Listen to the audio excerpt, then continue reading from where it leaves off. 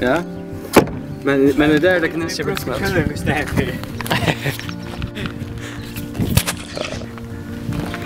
Vi får göra biximat där, vi får göra kinesiskan biximat.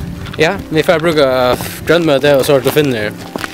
Ja, det vanliga kallas stirfry och det är faktiskt bara en... Det är man finner till man har rejma, grönsaker och så kött och så nekrydderier. Nekrydderier. Det är viktigt att ha gåkrydderier. De vidare brukar Spískummanfræ och Sesamfræ. Och så bara lägga rista det och göra det till pulver.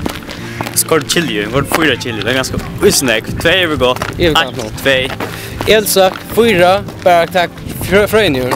En god mat att ta fröjnjur till ruttla det med länserna. Att du skårar botten där.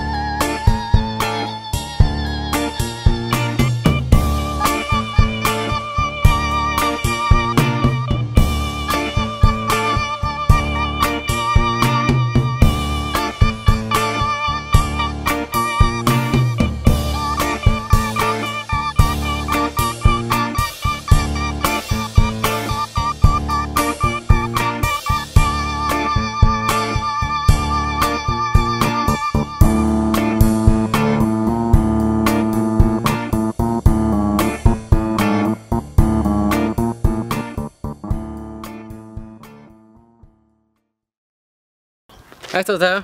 Nästa för gör sushi.